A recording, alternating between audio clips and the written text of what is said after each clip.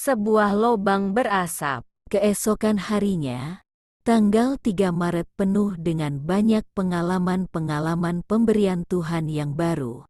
Dari pukul 2.30 sampai pukul 4.50 pagi, Tuhan beserta aku. Ia memulai kunjungannya dengan berkata, Putriku, inilah Tuhanmu. Aku tahu engkau lelah, tetapi aku harus menunjukkan lebih banyak perkara padamu. selama 15 menit sebelum kedatangannya, badanku bergoncang tak terkendalikan. Ia meraih tanganku, dan kami berjalan sepanjang pantai bumi. Ini adalah suatu tempat yang baru dari kunjungan-kunjungan kami di tepi laut. Ada banyak pohon-pohon dan semak belukar. Kami naik melalui sebuah jalan yang sempit, yang didereti oleh pohon-pohon dan semak-semak. Kami berjalan sepanjang jalur ini, yang memutari sebuah gunung sehingga kami mendaki dengan cepat. Dekat puncaknya kami beristirahat di atas sebuah batu yang besar, yang bentuknya menyerupai seekor beruang besar. Saya memandang ke arah lautan, dan saya melihat bahwa airnya berubah menjadi darah sekali lagi. Kembali kulihat manusia berlarian di pantai. Mereka bukan pejalan kaki biasa, mereka lari ketakutan dan panik. Pemandangan yang luas di depan kami membantuku untuk mengerti mereka ini lari dari apa. Di sebelah kiriku, ada gunung-gunung dan bangunan-bangunan yang terletak pada setiap sisi gunung, sedang terbakar semuanya. Suatu lautan api yang jauh lebih buruk dari kebakaran hutan belukar yang terjadi setiap tahun, yang mengganggu penduduk California Selatan. Kemudian, kulihat api-api besar muncul di mana-mana. Orang-orang sedang terbakar. Beberapa terjun ke dalam lautan untuk menyelamatkan diri. Tetapi begitu mereka menginjak air, mereka akan jatuh karena api itu. Semua orang menjadi obor. Aku mulai menjerit kengerian dan kasihan kepada mereka yang kulihat. Lautan darah telah menjadi sebuah lautan kawah api belerang yang menyala. Orang-orang itu berlari dari apa yang mengejar mereka. Pasirnya terdiri atas alas batu bara yang panas menyala. Orang-orang itu berlari dari api yang mengejar mereka, mengelilingi mereka dan menjilat badan mereka dengan rakusnya. Beberapa di antaranya tidak berpakaian dan tidak berdaya sama sekali terhadap api itu. Bagaimanapun, sia-sia saja sebab tidak ada jalan keluar dari musuh yang membakar itu, yang mengancam untuk melahap mereka.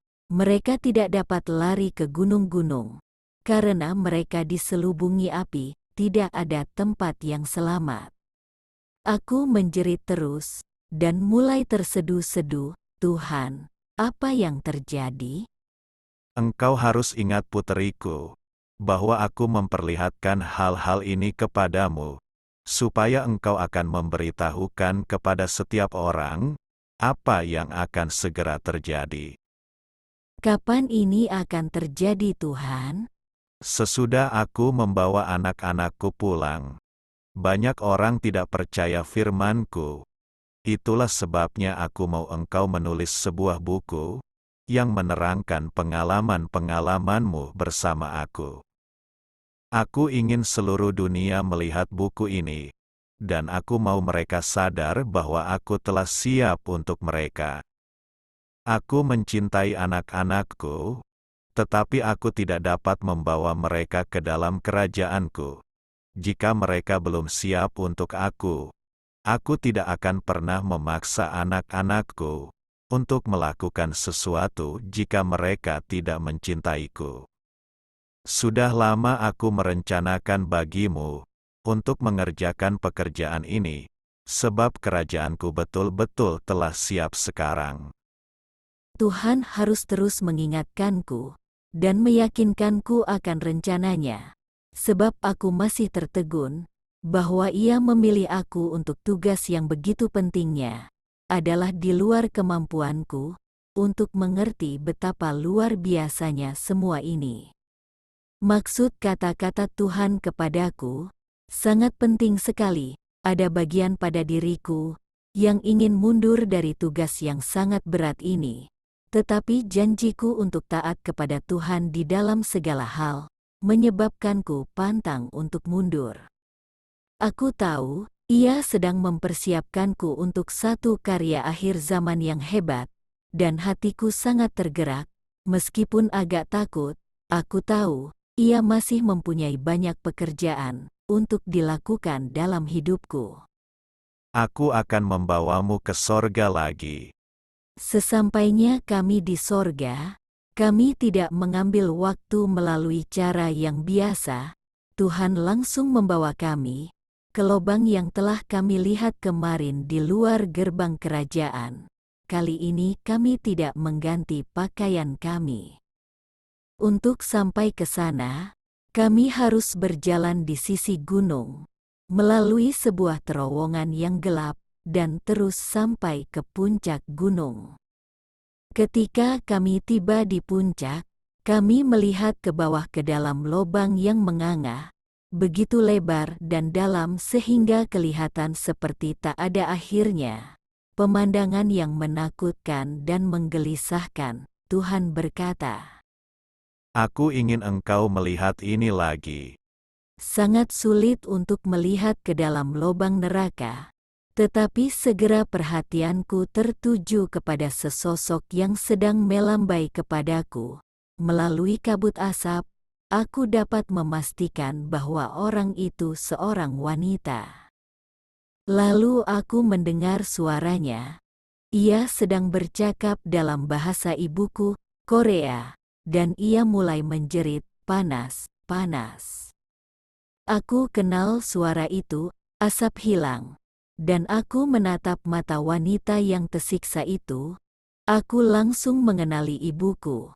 Ia mengulurkan tangan kanannya dan melambaikannya kepadaku, katanya, sangat panas, sangat panas.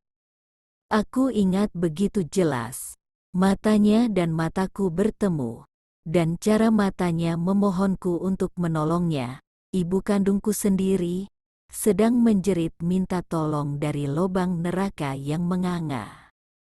Jantungku berhenti, seperti sebilah pisau yang dingin tiada pengharapan, menusuk hatiku. Ibuku di neraka. Aku merasakan seakan-akan batu besar yang sedang kududuki menindih aku.